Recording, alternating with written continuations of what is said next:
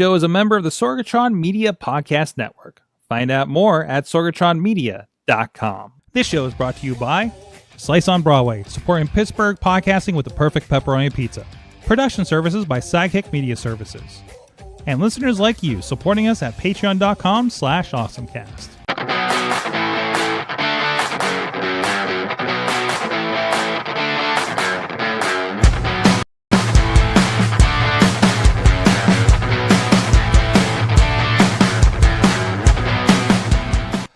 It's time to get geeky, get awesome. It is the AwesomeCast. I'm Mike Sorg at Sorgatron on the Twitter here in the Sorgatron Media Studios in Pittsburgh, Pennsylvania. And we got a hell of a show lined up for you. First of all, Chilla will be dropping in probably a little late today because I'm sure it's because of our wonderful transit system here in Pittsburgh right now. But anyways, we have with us on the line from Dudsville, USA, the Dudders is with us. Hey, from Duttertopia. From Duttertopia. and next week you'll be able to tell us what Dollywood is like. Yes, I'm excited. Adventures. Yeah, we're going to Cookeville, Tennessee for Baja Tennessee Tech. I had a great actually chat with the new organizer of that yesterday on the SAE Baja Baja SAE, gotta get my branding right, Shop Talk podcast. So I'm looking forward to that and apparently seeing Dollywood. So I don't know. We have big plans. We have big plans. I've been getting all the emails since we got the tickets, and I was like, look, they have drink packages. Look, they got this going on. Look, they're opening the water park soon, you know. So could you imagine us at the water park? It'll be ridiculous. Also with us, and a special occasion. This is the last time that Amanda will be here as a resident of the greater Pittsburgh area. Amanda Narcisi is with us. You are moving to San Diego this weekend. Yes, big move. Big move. Can we say why you're moving yet? Are we allowed to? I mean, yeah. Okay. Absolutely. You did put it on social media, so yes, it's out there. It's out there. So you're going out. You got a job with Apple. I did. So we're going to be really nice to Apple products this episode while you're on here. Okay. I mean, not that we have a lot bad to say about them. I mean, look at my desk and how many iPhones are. Literally, there are three iPhones and an iPad sitting in front of me. So that's how we just run the shows. But anyways, good to have you. We were like, oh, you got to get on one last time because I thought your going away party was next Tuesday. And it was this past weekend when I was out of town. So, you know. But no, good to have you back in. Yay. Happy to be here. And you have Apple Dues with us, too. So. I know. For real. And then we also have with us Ryan Farroki from out of Oregon. Yes. And he is with us from Rogue Rhinos NFT. Well, there he is. Hello. There I am. So we got the West Coast connection. I appreciate it. We do. So Ryan, you're going to tell us all about NFTs and everything we should know about it today, right? I'll tell you everything I know about NFTs. That's better than what I know about it. Yeah, a little more probably. I've been trying. I've been trying to kind of catch up and figure it out. But no, I'm looking forward to this. And of course, you're doing a great cause. Of course, our friend of the show, Christopher Whitlash, that works with the Rhino Foundation, connected us, and I'm really looking forward to talk about your project here. Yes. I'm really looking forward to learn about your project here later in the show. Excited. Awesome. So we'll get into our awesome things in a moment. But first, if you guys are getting at us for the first time, please check out everything at AwesomeCast.com. You can email us at AwesomeCast@sorgatronmedia.com.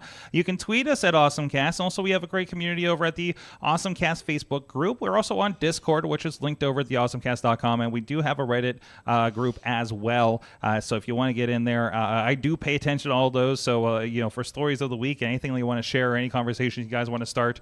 I'm about to ask Chilla on there for new batteries for my iPhone because I'm going to go to the Gathering of Juggalos again, and I want something that's going to survive another mosh pit because I have the same one from years ago when Dutters, you went and got in a documentary some like 8 years ago or something that I still use. I figure I need an update probably by now. But anyways, a lot of great stuff, conversation happening over there. And you can also subscribe and rate us on your favorite podcast app. And we're live every Tuesday at 7 p.m. Eastern. We're on Facebook Live. We're on our Twitter account. We are also on our YouTube. We are on the Sorgatron Media Twitch page. And experimenting now, I am broadcasting the show audio only over on Twitter Spaces, just to see what happens, see if anybody comes by. I'd like to maybe eventually we'll start bringing that in as a call-in opportunity. So just hop in there, let us know how it sounds if you are joining us live, and we'll see. Who knows what we'll end up doing with that in the long run, right? So. And also thank you to our audio partner, our friends over at postindustrial.com. They're letting people know what's going on about us. Great news source for the towns in the Rust Belt over here in the Midwest. I never consider us terribly Midwest here in Pittsburgh, but apparently we kind of fall right into that.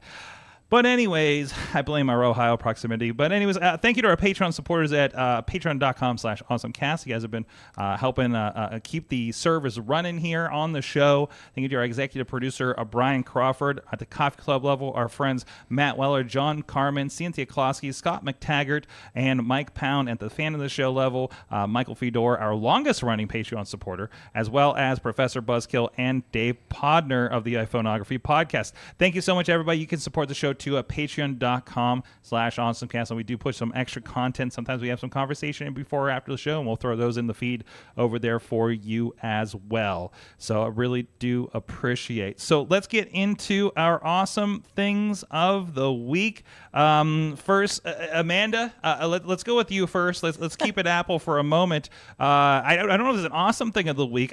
Well, maybe just because of the longevity of the product, right?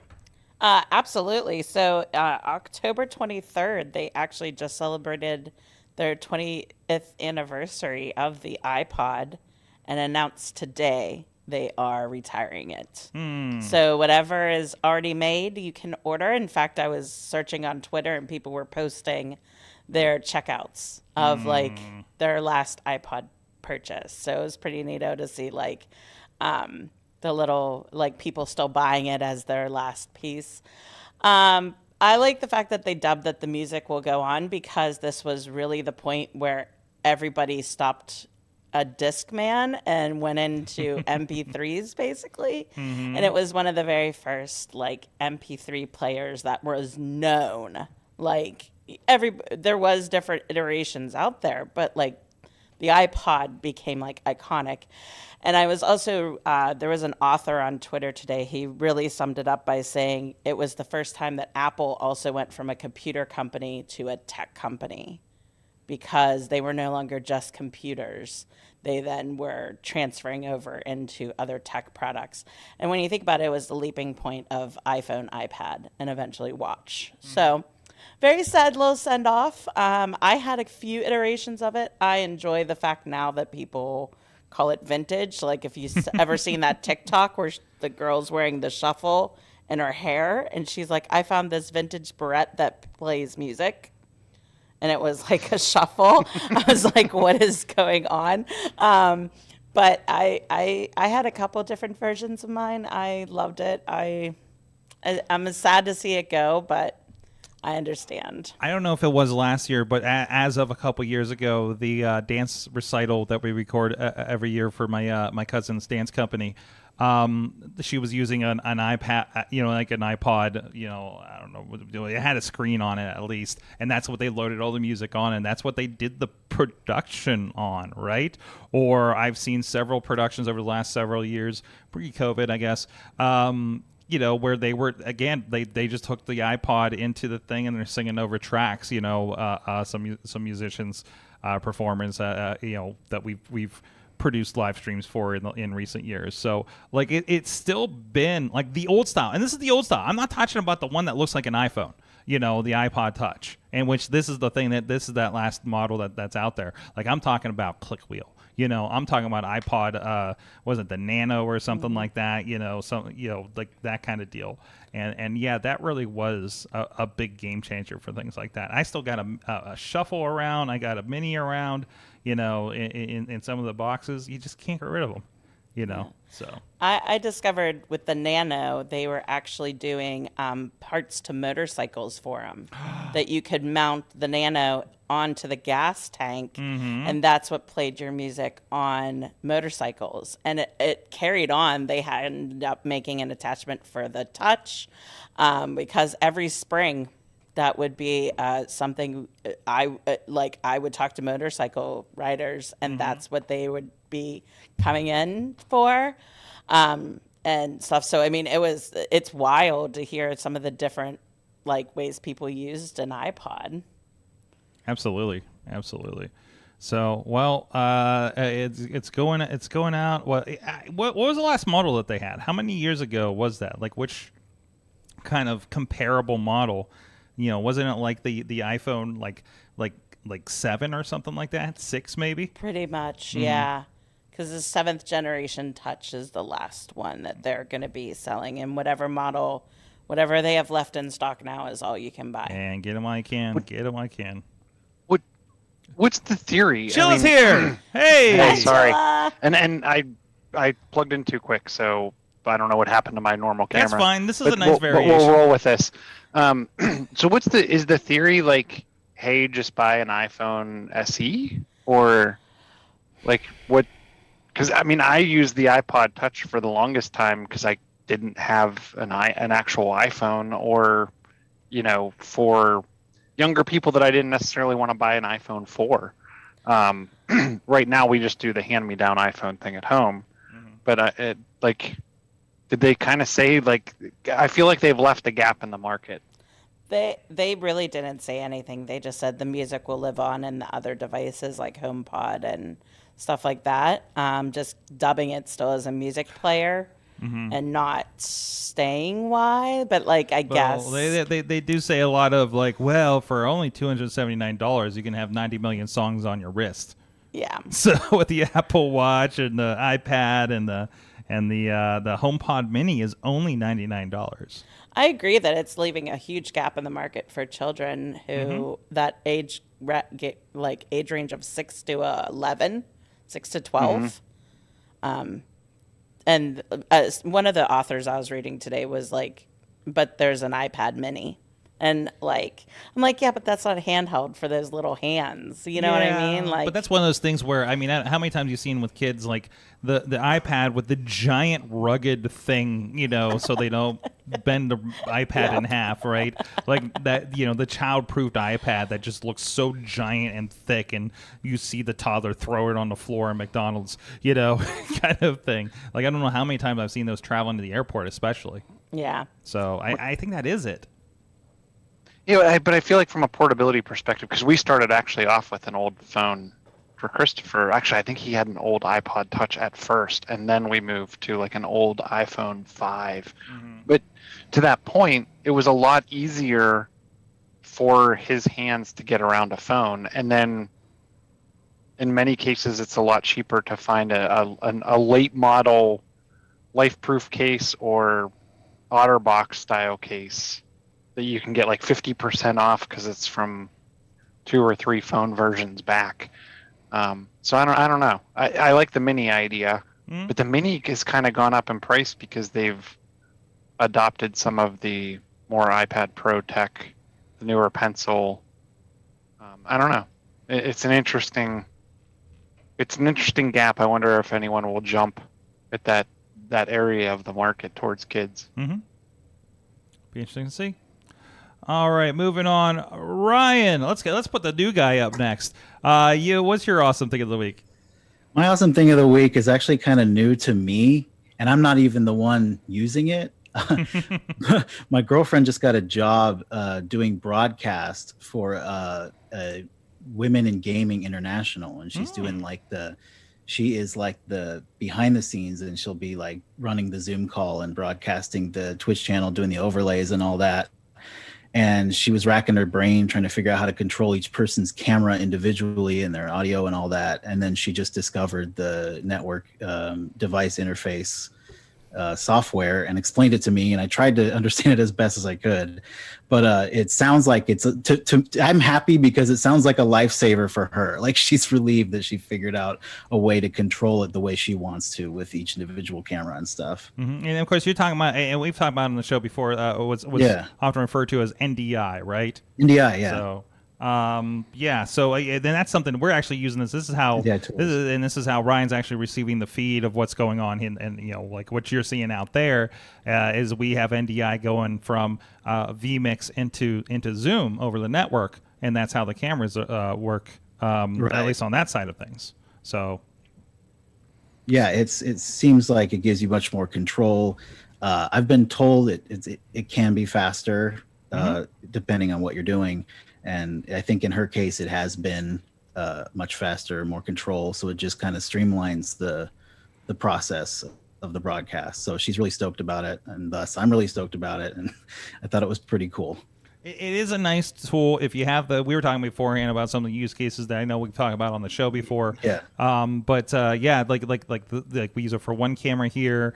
We use it for Dungeons and Dragons when we do Top Rope Tabletop with our pro wrestling friends. I actually have the NDI app on, an old iPhone 8 here. And we throw this on a tripod, and that's how we throw a shot up on the game board. Right, because I want something easy to throw on. So I don't use it for the primary, like lip sync's usually an issue with things, at least like for the little bits we've used in studio here. But man, we've had some projects that we've done some pretty cool stuff with NDI. So, but you gotta get creative. Test before you go live with something, right? Absolutely. Yeah, we were planning on it. Yeah, we're gonna do like a Zoom call. Dungeons and Dragons actually would be a good test. She's just getting into that, so. And it's so great. You throw that app on your old iPhones, and now you could throw, if you're using vMix, I think OBS will use NDI as well. It's a tool made by New Tech that does the not Teradek. Hold on, I have it right in front of me. The TriCasters. And they give away for free for everybody else to use. So, you could throw that on a bunch of iPhones, use OBS, vMix, whatever you want, and then have a multicam setup and try to do that with just iPhones. Well, that's amazing. That's good to know because we do have a couple iPhones laying around. Right. So I will let her know, and she does use OBS. So have fun with that.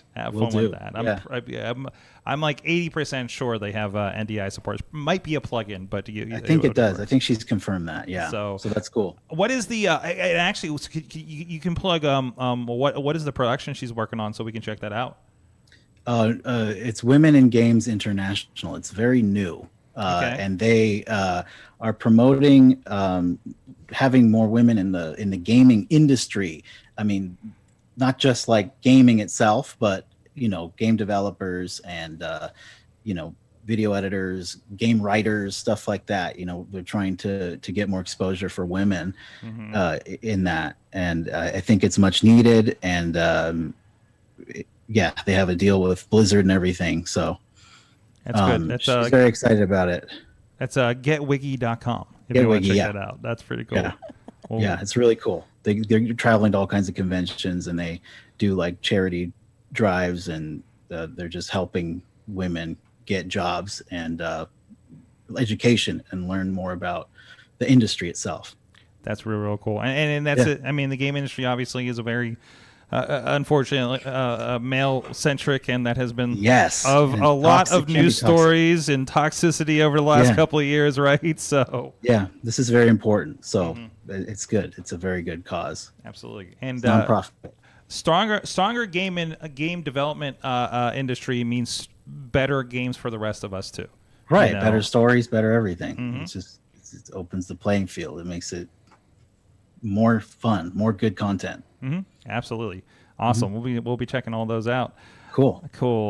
Katie, you got some new hardware. Yes. So I got these. that maybe didn't survive the stress test of this show earlier. Yes. Oh yeah, I was mentioning that.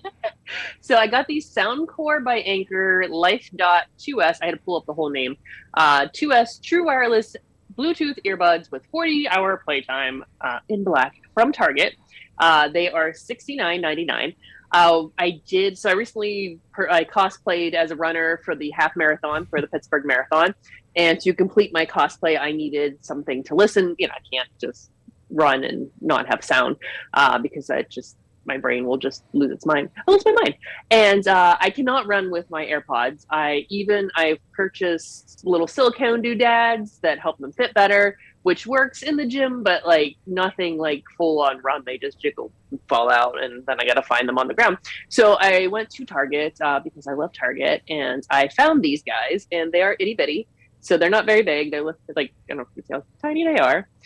So they're not, but they're good. They're like little doodads. They sit very nicely in my ear, and they were great. I ran. It was pouring rain at points because the weather was very lovely that day, soaking wet. I managed to throw them on the ground into a puddle at one point. I threw the case into the puddle at one point because I had to pull it out for a reason. I don't remember why I pulled it out, but I think I was like going through and I had to in my fanny pack and drop that on the ground in the water, and it was fine. Everything seemed to be fine. Like it wasn't like super submerged, but it definitely got damp, and it was okay. And sound quality is great. I did the "Can you hear me listening to the things" test with some Jay-Z earlier, and it was fine because I like my AirPods, but like you can definitely hear my whole conversation and you can definitely hear whatever I'm listening to, but not the case with these guys. So I will be listening to these when I'm on the plane and such, which is great. And like I said, the sound is really, really good. You can customize the option. Like if you want the right one, you press it once to skip to the next song, or you press it twice and it goes back, or however you want to. There's a few different options, which is great. And we did try them, like we said, like Sorg mentioned, we tried them for the show today as far as using them for the show, and sound quality described as very roomy. Excellent. Excellent. So because I've actually been trying to think about switching up to the AirPods for like the plane and everything, but you're telling me that's not a good idea. It's not blocking everything out. The ones I have, like these are pretty inexpensive. I think I got these on a Black Friday. Did you? Oh, like a Black Friday deal, I think, from Walmart, which was great, and they were less than $100. And I've used the crap out of them, and I've same thing, dropped them repeatedly to where they fall. This is why I can't have technology. I throw it on the ground constantly. But yeah, so that's why it has this lovely little case, so I can not murder it too many times.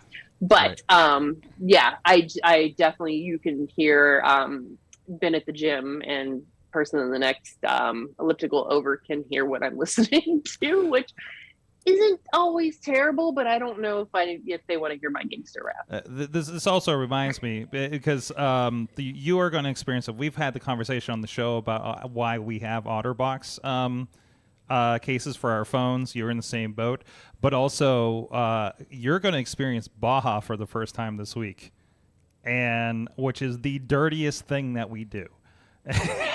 I love it. So I didn't know. Do you have a ready to go OtterBox? I don't remember what's on your phone. I do not currently. I just have my pop socket right now case. Which that's not going to be so colorful after the weekend. I had to file down the corners because I've dropped it so many times and got sharp edges. But yes, it has held up very nicely. If you're thinking like, oh, can I use a pop socket? Absolutely. Their cases hold up very well. Oh, boy. Dropping my iPhone repeated. I don't know. Like, what has happened to me? I just like to throw my tech on the floor now. That seems right. But yeah. Mm-hmm. Yeah, I'll be ready to clean that out in the sink in the hotel afterwards. After That's Sunday. Keep it in a baggie. Just pack rubbing alcohol. Yeah. Or a magic eraser. Pack a magic eraser. That's what we always tell people to clean their silicone bands and any iPhone cases is a magic eraser. I don't have a screen protector for mine. It came with the case, but I just don't like bothering with them, and I have a feeling I'm going to regret it after this week. So we'll see how that goes. Anyways. Welcome to AwesomeCast. We will tell you all the ways to protect your phone and clean it. yeah. As we subject it to the weather and the horrors of the outside world. Dust and or mud this weekend, from the looks of things. So we were warned on that. So it'll be really interesting. This is the event where I usually have to give my video tripod a bath in the in the bathroom because it's so full of dirt and everything. So That's awesome. yeah, it's great. We would do this for a while now. Anyways. Then she goes to Target and online OtterBox iPhone Day. Anyways, Chilla, what's your awesome thing here? My awesome thing is a little doodad. Mm-hmm. It is pretty small. It comes in a nice portable case you can put on your keychain. It is actually an infrared port for your iPhone. Okay. It has a lightning connector on one end, and it plugs right into the bottom of your phone. There's a handy dandy application that you can use. It comes pre-filled with numerous electronic equipment, all the way from TVs to cable boxes to air conditioners to light bulbs, and anything that pretty much has an infrared port, they seem to have cataloged. And then it also has the ability to learn. So if you have a remote or a device that they don't have in their list, you can point it at it and start to program the app. It's pretty impressive. I find in some of the work that I've been doing in conference rooms where the remotes are lost, never to be found again. Chill. You're about this to kind of- You're about to change my life. I'm adding this to the cart right now. And it was on sale, so pretty cool. They do have just I have an iPhone, so I picked the Lightning port one. They do have it in USB-C, so you can pick it up for any modern Android device. The application is obviously written overseas. It doesn't give you any weird prompts when it starts up. It seems pretty legit, and they have been keeping it up to date. So that was a few things I checked. The app's being kept up to date. It seems like it has a legit developer. The hardware actually works. Got some pretty decent reviews, and I feel like even if they stopped adding more codes and newer components to it, I have the ability to at least program it, so I'll get some longevity out of the device. So you can program in things like your scenes from A Train and like HomeKit, like. No, you can't do that. You can program like when you go in and you say add device, it has like Samsung and Vizio and like a bunch of off-brand TVs that I've never even heard of. It's pretty much it's for your anything with an infrared remote. Okay. The interesting thing was we have a few window air conditioners that actually have infrared, and I don't even know where the remotes were after the move. I've never actually used them. But there's a few times where I've been across the room and been like, oh man, I wish I would have kept those remotes. So now I can just plug this thing into my phone. And it's pretty small. I wouldn't recommend keeping it in there all the time because I would worry about it. Like you can't put this in your like on the phone in your pocket. I did look for a lower profile one and couldn't find one that I trusted. But it's, I don't know, maybe an inch, a little over an inch long, and it just plugs right into the bottom of your phone. Interesting. So this is handy for me because I was literally held up with some setup because there's monitors above this MMA ring, and I couldn't find the remote. I'm like, where's your remote? And they're like, here's one. Hopefully the batteries work. You know, things like that. Between that and just remotes for all the TVs that we take out on shoots, like just getting lost. I've tried Velcroing with the back of TVs. That mostly works. But it's just nice as a stopgap, right? To be able to do something like that. Because I just feel like I run into random TVs without remotes all the time these days. Or you go into a bar and you don't like what's on the TV. You now have the remote. Hey, listen, you walk through the airport and you don't like what's on the TV, you just turn them all the off. Sheets in Clareton definitely has some questionable content on their televisions when I go in there before wrestling shows. So, like, we can definitely take care of that, right? So, Yep. It's you own them now. Yes, I own them now. We're taking over. I guess I should do an awesome thing. I know this isn't either of them that are in there, but I'll throw this into. I actually, two of the things that I have in there, including this, are things that I found on TikTok. And I appreciated this because this was an ad for a new wallet. And I have I have a high-tech wallet. This nice Ninja Turtles Velcro wallet, like I'm a freaking 8-year-old. But it gets the job done, but the Velcro is going, so I'm kind of due for a new one, I suppose. But one thing is, like, in here, thankfully, in one of my pockets, I got one. First of all, I got a headphone dongle because that'll get lost anywhere else, and you never know when you'll need one for your phone. And then also my in this pocket is my. Hold up, Mal. This Velcro is really good. That wallet is as thick as George Costanza's. I'm just saying. But it never goes. Doesn't go in my back pocket anymore. But I got my Apple tag in there. But then I saw this one today, and I love that. Like in the ad, they're in a car and they just throw their wallet out the window, and then they're looking for it on Find My iPhone. This was the. I'm really close to pulling the trigger on this thing. It's actually going for about $35. They say it's a $90 wallet, but the big thing with it is it's got the space for the Apple tag right in the side of the wallet, and also it's kind of a clever little design. Like they're showing. Like, hopefully, this is the same video in the corner here. But there's supposed to be a way that there you go. You have like a button that kind of flips all your cards up out of the wallet so you can pull them out. Or I don't know, maybe I shoot them at people. I don't know. But it's called the name just went away. It's called the Simple Wallet. It's over at simplestoryusa.com.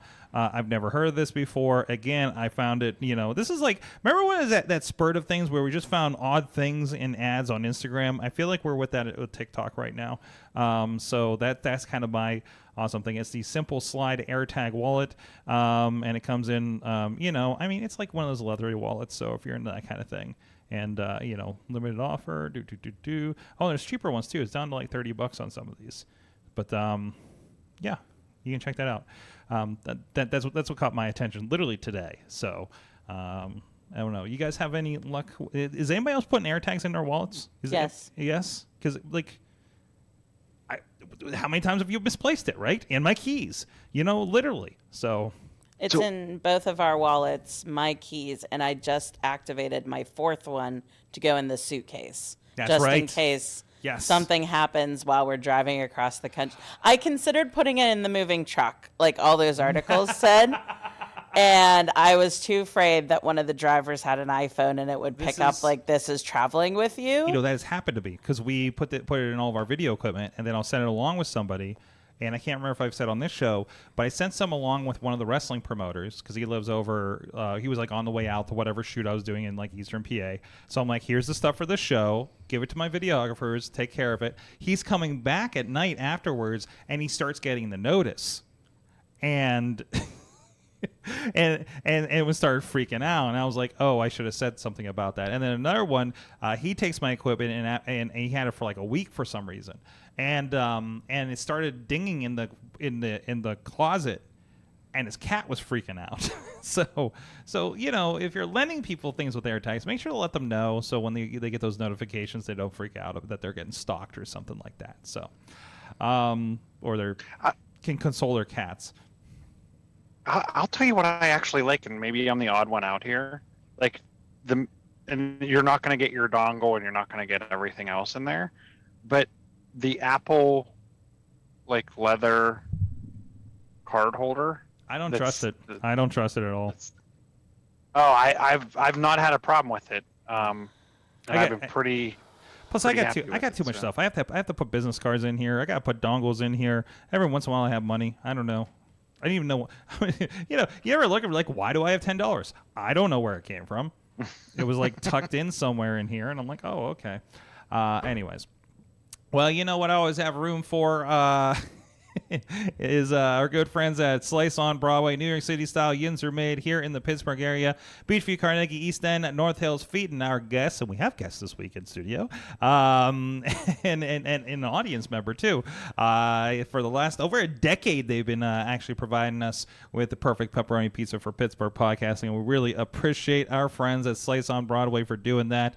Thank you so much. Go check them out, sliceonbroadway.com. And if you're in another area, we got our friend in Oregon here, or wherever, Amanda. I don't know what I was told. West Coast pizza isn't too great. Was literally what somebody in Seattle told me last weekend. So so good luck. And support your independent pizza provider out there. But go check out our friends if you are in the Pittsburgh area. And I know a lot of you guys are. Listen to this show at sliceonbroadway.com. All right, let's get into NFTs. And like I said, I don't think we've talked too much about NFTs much on this show over the last few years. But Ryan, you got a pretty cool endeavor going on. Tell us a little bit about what you guys are doing.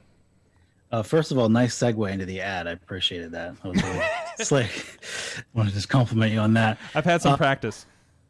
I think I should probably begin with my journey into NFTs and then kind of go into my project and how it came about, because it's pretty interesting. Like, it's just objectively insane. So I'll start from, like, it was January 2021 when I got into them for the first time. My buddy that I hadn't talked to in a long time, I used to like game with him online. He's like, "Hey, you heard of NFTs?" It was like, I think it was January or February. And I was like, I have no idea what that means, or I just, can you explain? And he tried to explain it to me. I tried to understand. It is very hard to understand. And I eventually played around with like NBA Top Shot, which is a NBA licensed NFT that have like video dunks and stuff, moments and things like that. I played around with that for a bit. And then this is kind of how I got into the Rogue Rhinos. So I started looking at like what are called PFP NFTs, which is profile pictures. And that'll be the one that you'll see kind of all over the place on Twitter and stuff, where there's like animals and apes and people's profile pictures. And I just didn't really understand the concept of it at the time.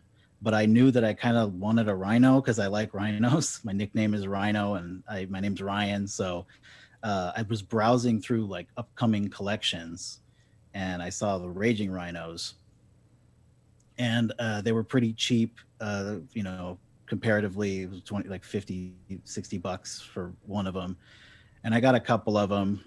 And part of what's important about these profile picture NFTs is that they usually have function to them, or a community, or a goal, or a roadmap, or something like that. And they had a roadmap where they said, you'll buy the profile picture Rhino, and then we're going to make another collection down the road. We're going to donate to charity. We're going to have a game coming out. We're going to do this. We're going to do that. And everybody was really excited. Each collection and project have like a Discord and all that channel associated with it. So I was hyped. I got my rhinos. I went in the Discord, shared my rhinos with other people. Everybody was stoked. And then the developers just started to kind of fade away as the days went by. Like, they were like, all right, we sold them. And this is what you would call a rug, or a rug pull. The developers basically were a cash grab kind of situation, and they just kind of put everything that they wanted everybody to hear as far as like the objectives and the goals and the project outlines, and then kind of just, took the money and ran. They were anonymous, their names are not out there. Their pictures are, rhinos. So they really didn't follow through on what they said they were going to do, and probably moved on to another project. They probably just keep doing this, just like promising things. And it's not good. Like, it's illegal. You're scamming people. You're actively scamming people. So somewhere along this process, as I was getting excited about it, I volunteered to be like their community manager, where they were still kind of active. But once I became that was when it started happening. So when that happened, and everybody's kind of like, there's a bunch of despair. Everybody's like, we got rugged. This is sad. We're all sad. It sucks. I decided to like take over, and I did my best. but I also was learning about NFTs as I was doing it. I kind of took control of the Discord. I made a new Discord, brought everybody over, kind of created a new, smaller community of people that wanted to kind of move on and rebuild and do all that. So I kind of took it slow, and I just was learning as I went. I did like giveaways where I was like, people would donate from the community some of their leftover extra rhinos, so that we would have like a community wallet, and then I would host giveaways from the community wallet to kind of just get some excitement going and try to build it up. But since it was created by someone else, I didn't have any control over the project itself, like the contract and the NFTs themselves. So I decided to like try and start my own project for everybody and make it so that whoever had a Raging Rhino could get for free a Rogue Rhino, the 1-for-1. So if they had up to 5, they could get 5 Rogue Rhinos. So I went and found like a guy that develops Ethereum contracts and builds NFTs from the back end. I found an artist on Fiverr who I paid, he's in Venezuela, who I paid his day rate. And then also he's a partner in the project. And I found a web guy. So I just went and found all these people, and luckily like everybody's cool, and we just kind of all were in on it together.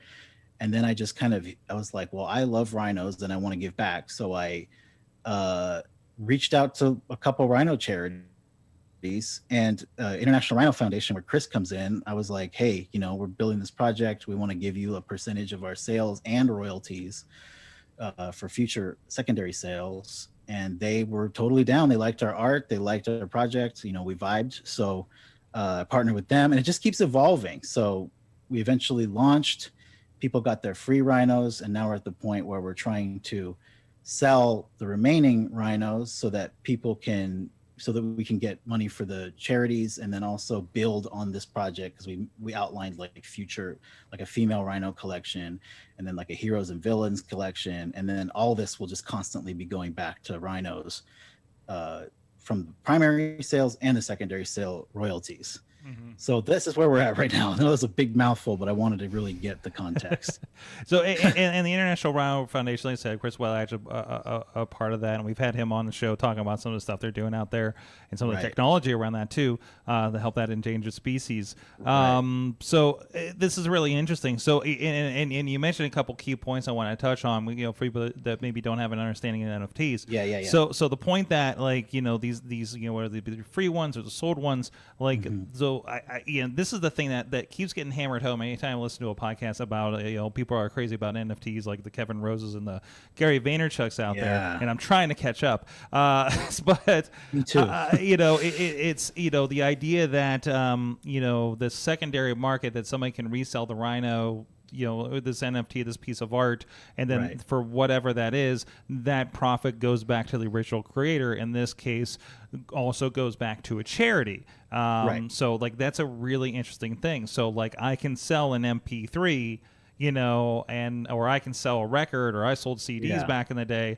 And if somebody, and I know they've shown up in, the record stores on the used rack and things like that. I don't see anything from that, as the artist. So this has kind of changed that idea, talking blockchain, not to get into all that and stuff.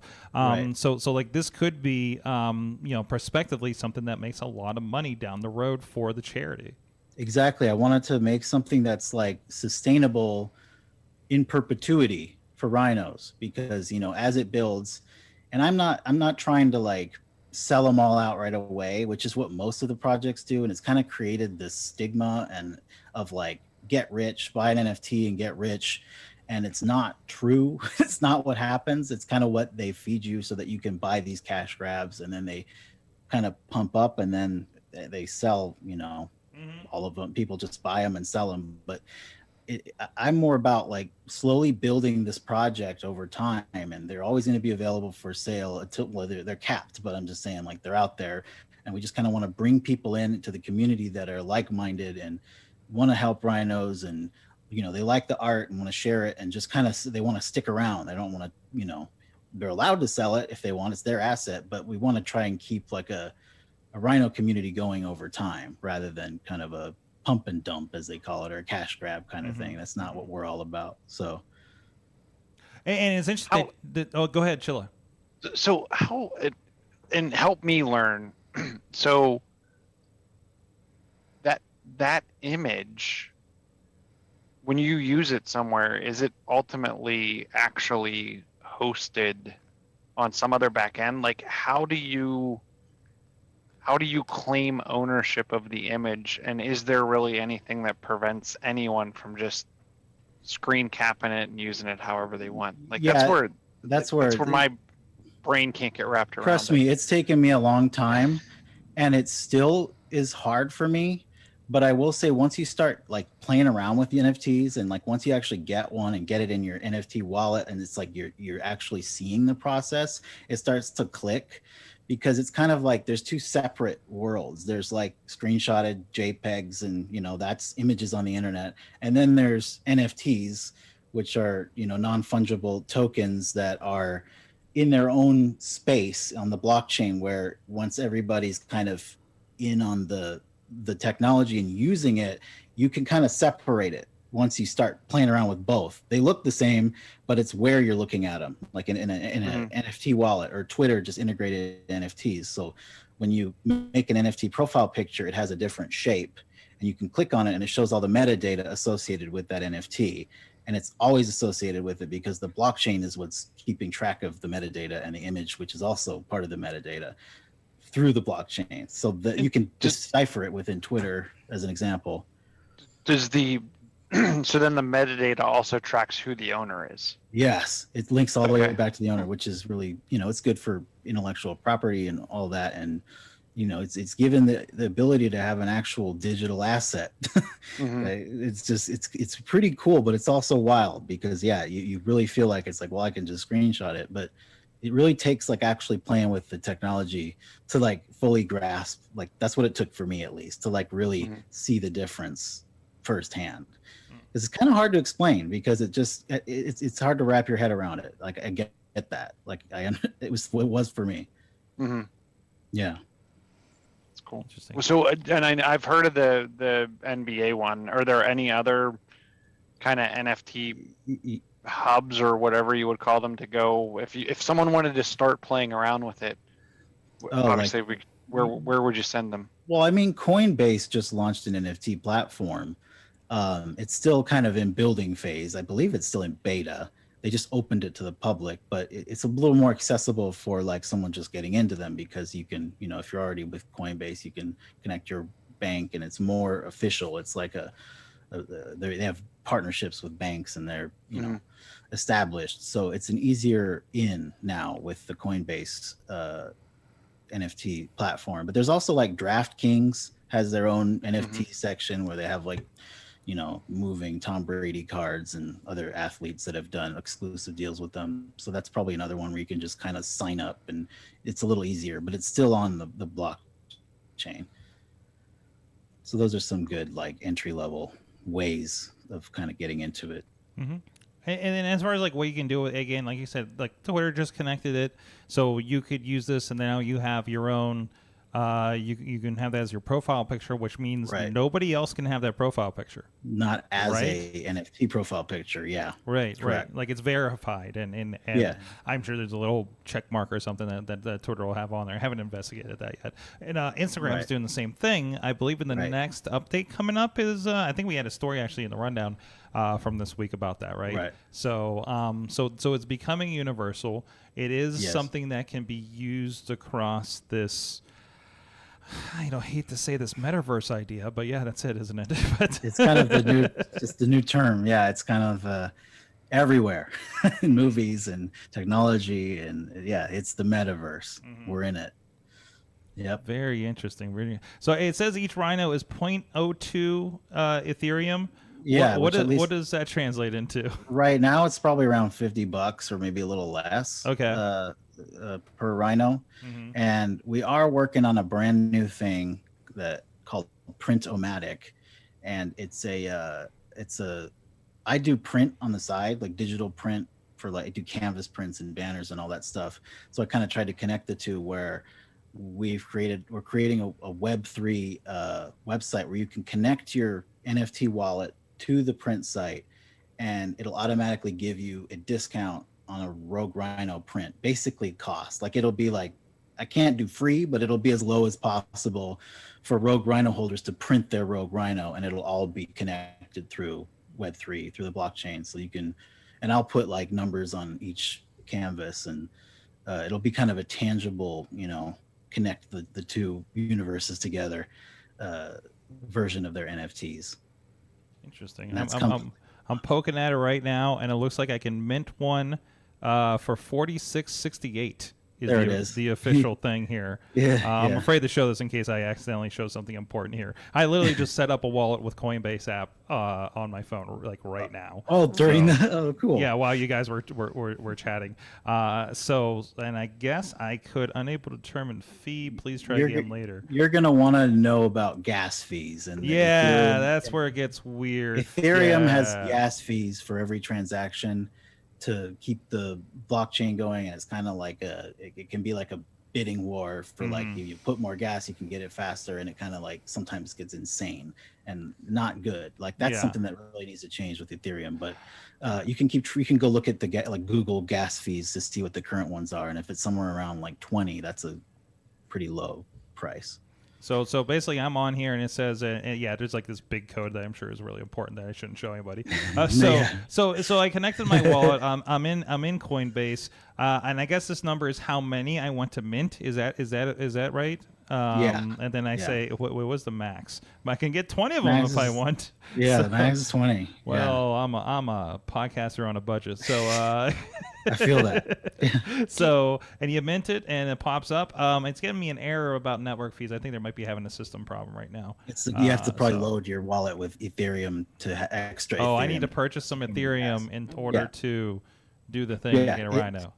Transfer it to your wallet. Yeah, so it's a process. This is the process. This is absolutely. I mean, just like you got to put money in your bank account to buy a cookie. I don't know. Fund your wallet. Here we go. Collect NFTs. Oh, now this is going to be fun. A cat NFT. And can I connect this to all my Dogecoin? No, that's something different. Go ahead. It is something. So do you have to buy different mints to put them in different places? Like if you wanted to, could you just buy one and then put it in multiple places? Yeah, like let's say Instagram and Twitter both implement, which they are, the NFT process. You can connect your same one to both. Okay. Yeah. Oh, but you could buy, but if you bought 20 of all the rest of them, it's like a trading card. You can then trade out one or two and sell them off for a higher price. Yeah, it's got a whole collector aspect to it. Now I'm getting it. My other question was, do you foresee more merchandise? So, for example, I follow Wonder Pals. I think they're an amazing NFT. I think they're really cute. Yeah. I also follow women in NFTs or something like that. It was another one that they did women as superheroes. Yeah. But the Wonder Pals just launched a whole line, like tote bags, mugs, the whole bit. Do you foresee that eventually to help fund everything? I see. It's already like, I feel like a lot of them do merch, but I feel like, honestly, I think people prematurely jump into the merch. I think it's better to establish your NFT collection and then try to be a little innovative with the merch, which is what I'm trying to think, like, how can I somehow integrate the blockchain to the merch and not just be like, which there's nothing against it, like a Teespring or something, but I kind of want to like think of a cool way to have merch or something different. But I would recommend like establishing your thing, do your project, make sure you cover all your roadmaps, and then kind of like then jump into merch. But yeah, there's a lot of them doing it. Yeah, because did you like create your art first, like the first series of art, and then build your wallets and everything else and the site, or did you like build the site first, or did you do it like hand in hand? We kind of did it simultaneously because I found someone for each thing. But yeah, it's in like within 30 seconds. We build different traits, so like shirts, hats, bases, and horns and everything separately. And then it automatically generates one of 4,000 different rhinos based on like we have like 40 hats, 40 horns, and they're all unique because of that, because it generates them automatically. Yeah. Interesting. And that's when you mint it, that's what it's doing, is it's generating that one. Yeah, it's generating it, and it's making you a unique rhino. Like you know, That's there'll be interesting. similar ones, but like Mhm.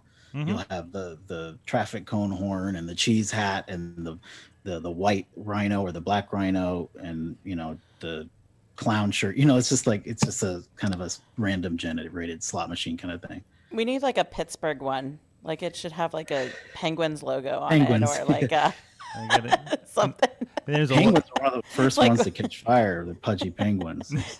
We could put a rhino in a Penguins jersey and like holding a smiley cookie. The possibilities are endless. Yeah, literally.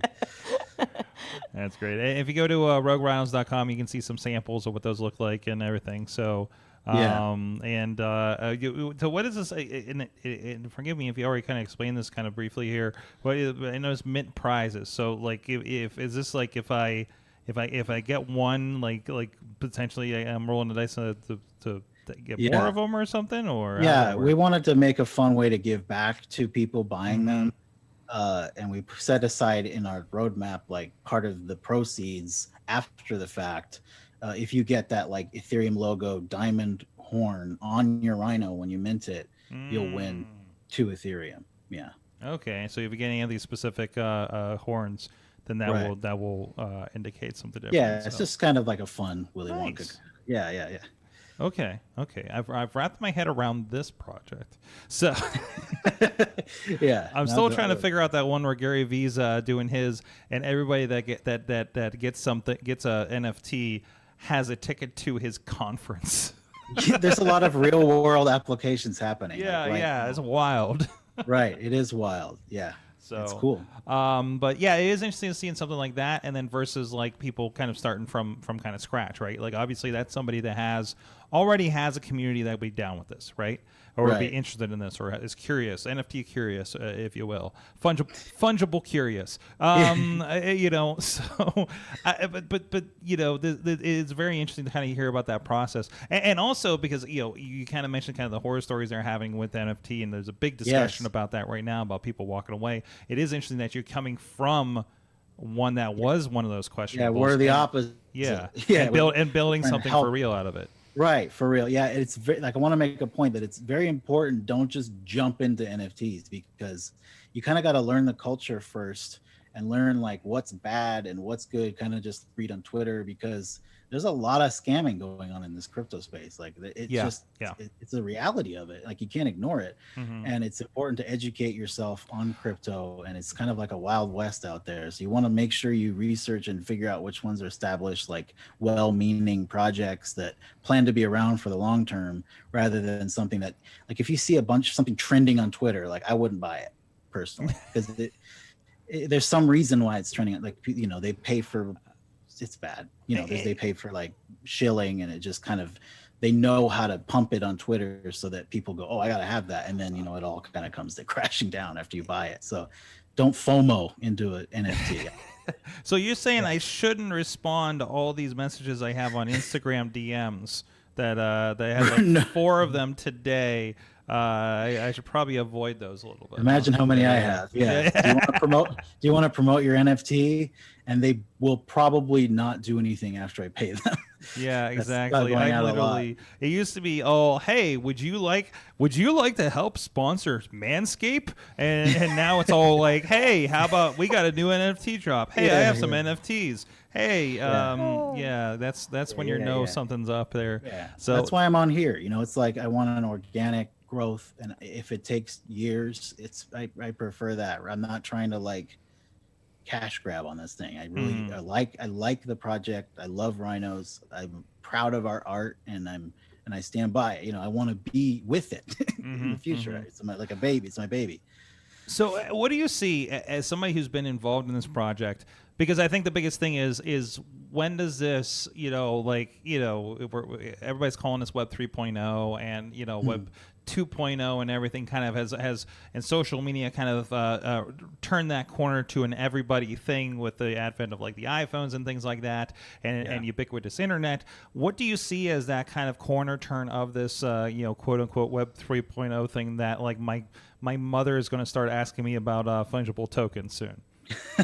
It probably won't be too far away, but I think it'll be longer than we think, and especially the people in the space, because this kind of like it took .com, like the .com initially had like a big spike of interest, but then it kind of like was quiet for a while, and I have a feeling that might happen with Web3.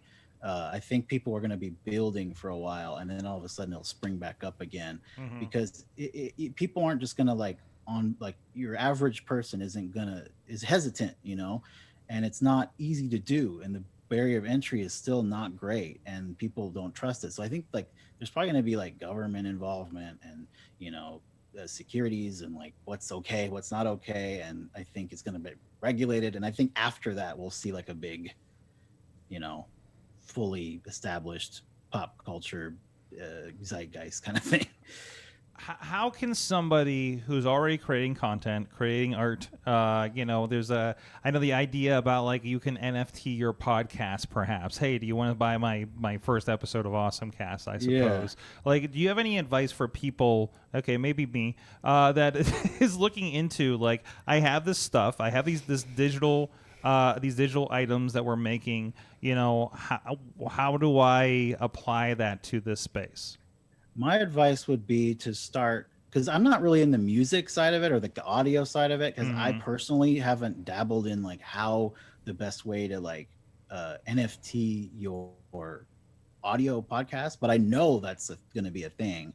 I would say, obviously look into it through Google or whatever, but like what I would say is important is to like not jump into it real fast and try to keep up with like the hype and the NFT, because this is going to be around for a long time. I would say start like building it and like figuring it out and actually tinkering with it. Make an OpenSea account, and which is like a marketplace for NFTs, and just kind of like create your wallet, upload an NFT, play around, and then slowly get the hang of it and just build it over like years, so that by the time this is like really established, you've already protected your IP in the NFT space, and it's all done. Just get started. And that's OpenSea, like the ocean, by the way, if anybody's looking that up, OpenSea.io, if you want to kind of poke around with that. But you think like just kind of creating the account, taking a look at things, seeing how things operate, get used to it, right? Right. Yeah. I would say the best way to get into NFTs is to just kind of read about it as much as you can, like dig deep, like get into Discords and stuff. But like don't listen to anybody. Don't answer DMs on Discord, don't click any links in Discord, but just try to kind of find the right information by just being patient and taking your time and reading about it. Well, one thing I think is cool about this project, frankly, is because I've been wanting to poke at this, buy an NFT, figure out how that connects to Twitter and all this kind of crap that's coming out now, right? And one thing I like about your project is, regardless of how comfortable one is about NFTs, I think if you're able to spare the cost for it, it is for a good cost for. So beyond all, you're at least you're, even if hypothetically if NFTs go away tomorrow, you've given to a good cause as part of this. And then then that's great. At the very least, like we've already donated like $600 in Ethereum. Fantastic. They accept Ethereum. Like you can donate Ethereum or other cryptos too to International Rhino Foundation. Listen. There's Bitcoin in the ATM in my hotel half the time these days. And I don't trust those as ATMs to begin with. No, I don't think I would either. I think that's a little bit too premature. Yeah. I think you need to wait before that. I think it's kind of rushed. It's probably a cash grab in itself. My $15 server every month says they take Bitcoin. They're just like, what? Yeah. What are we doing right now? No, actually, so I actually recommend, if you do have an interest in this, you want to support a good cause, I think this is a good exercise to start dipping your toe into this, to look at the Rogue Rhinos, connect. I just connected the whatever wallet, the Coinbase wallet. You got 3 options on there. I don't know the difference between Injected Wallet, Connect, and Coinbase, to be quite honest. Coinbase is the one that I hear the most of, though. So Yeah. it seems like they just recently created a web-based wallet. Most people use something called MetaMask, which kind of established themselves early. It's a Chrome extension, and it's like makes the whole process of Web3 streamlined, because that's the whole basis of it, is connecting your wallet to the website, and that's where all your information is. There's going to be no more like making your account with a database. Like it's going to be contained in the wallet. The sign up process is pretty heady. I just clicked agree to a lot of things. It is it's a lot, including backing up phrase codes in my iCloud and them reminding you cannot, they will not be able to recover your password. Famously, those that know Leo Laporte of This Week in Tech and the Tech TV network has a Bitcoin wallet that has a lot in there. Before everything spiked, and he doesn't know the password. It's agonizing. You've heard this story, right? I have. Yeah, I've heard lots of. There's recent NFT stories where they had one line of code that went wrong, and the money that was raised from this NFT project, I forget the name, that got stuck. So you have to really know what you're doing when you write a contract, and one line of code can get your money. I think it was $34 million, give or take, and none of it is accessible by the developers. Wow, that's intense. That's intense. It's intense. But some people will also destroy their coin. Like the big thing with SHIB was like it kept going up because like people that had millions of the crypto were just purposefully destroying it. You can burn it, by sending it to or the people that you send it to a dead chain. Yes, exactly. Or the people that cryptoed their artwork and then destroyed the original artwork. So I know like with like MetaMask and Coinbase and different things that kind of holds your wallet, right? And then there's ways where you can technically, if you trust yourself or you're comfortable, you can actually pull it out and put it on a physical. Oh yeah, the cold wallet. Like, it's recommended. Yeah. So can you take your NFT off? Like, can you take your NFT off the market, pull it out of the chain, and put it on that wallet? It's technically still on the chain, and it's also technically not on the device. The device is just one more barrier of accessing your blockchain. Like you're plugging it into the internet, and then it's adding one more key phrase like on the device itself to like okay every transaction, so no one can steal your stuff because they need that one device to like authorize it. It's called a ledger, is the most famous. Ledger Nano. That's recommended, especially if you have if you've bought really expensive stuff. You don't want to just have it chilling on the internet on a MetaMask, because there's people can like one thing I want to point out is don't connect your MetaMask to just any website willy-nilly to see see if you want to mint something or see the price, because some of those websites right in the contract, like when you're connecting your wallet, you sign a contract, and like you can actually agree to them just taking stuff from your wallet. So you don't want to just connect your thing to any website. You use trusted websites. I just wanted to mention that. And this is, we talk about digital items, and we buying hats in the Sims, Animal Crossing. I guess I don't know. Do you buy hats in Animal Crossing? I don't. Right. Sure. So things like that. With turnips. Or I don't know. Katie's our Animal Crossing expert. So, but it's like that. But there's more weight to it. I think we kind of just illustrated how complicated this can be.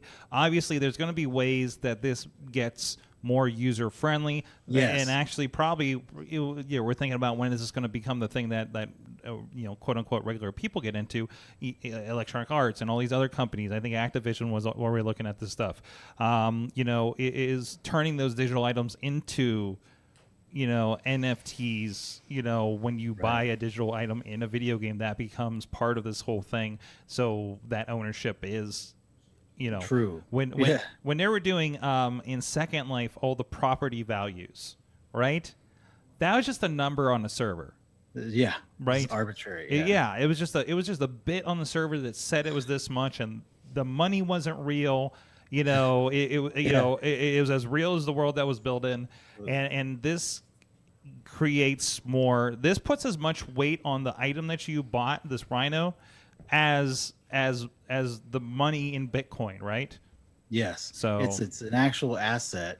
And speaking of which, we're partnered with another project that's like slow growing that I've met through the internet, and they are building an MMORPG that is like play to earn, and you can earn like AVAX or something. I mean, they might have their own proprietary coin, and we're figuring out a way to port. Like, if you have a Rogue Rhino, we're trying to like duplicate the art in 8-bit so that we can port your Rhino into the game as a playable character. Oh, that's cool.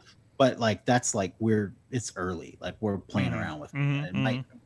We're gonna do our best to like get that done, because that's exciting to me. That Because you is- just want to add more features to it. That is a fun possibility right there. So, well, They're called Degen Dystopia, I think. Yeah.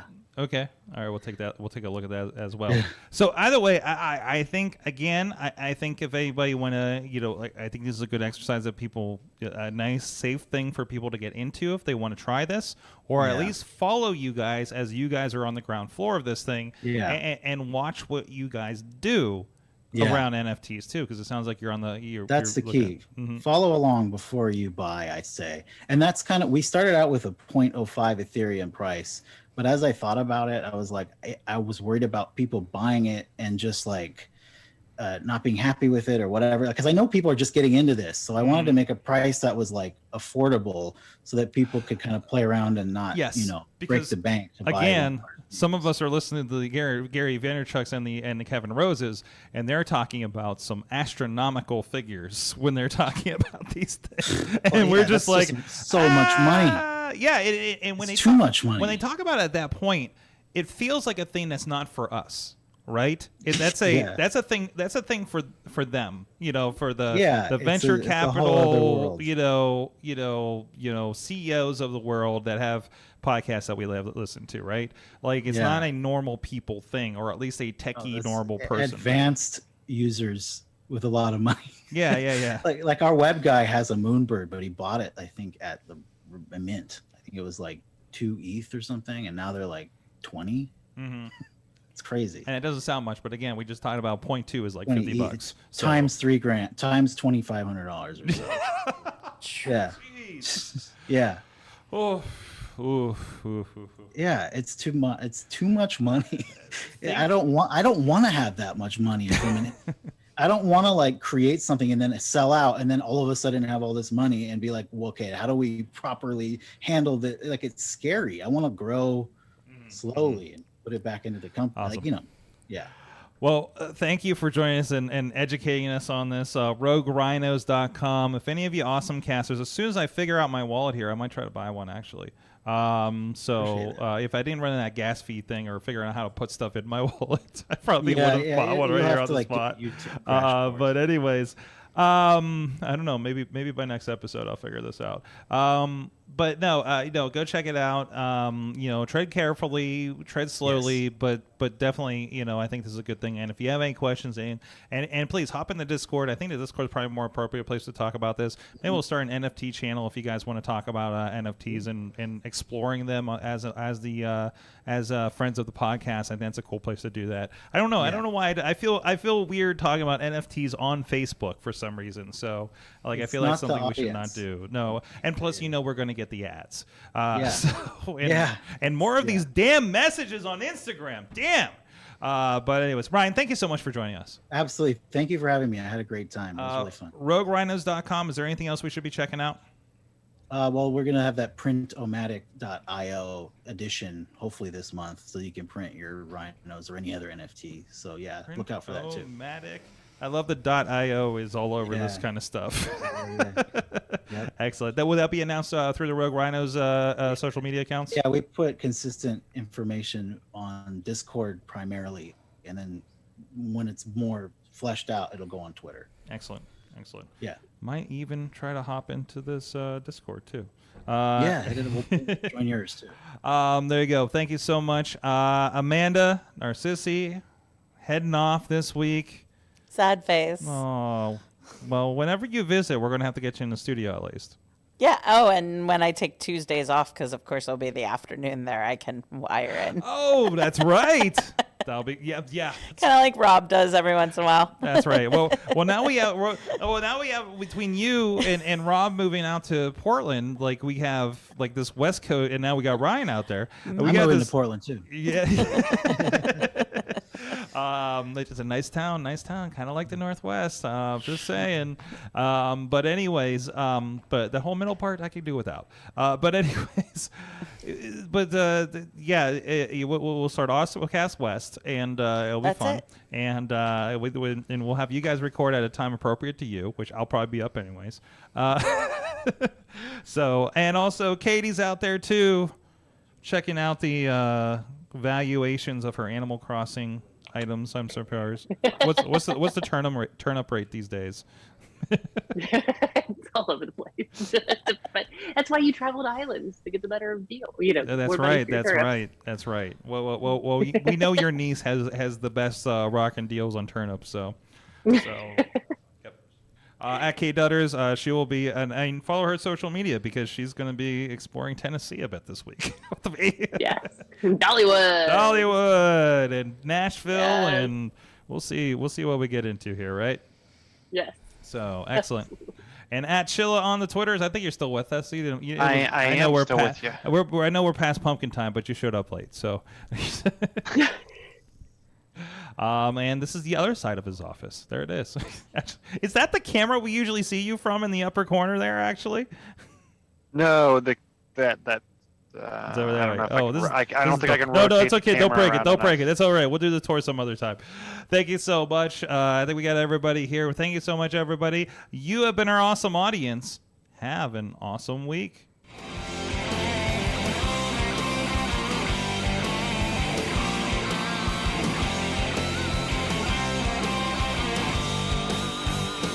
This show is a member of the Sorgatron Media Podcast Network.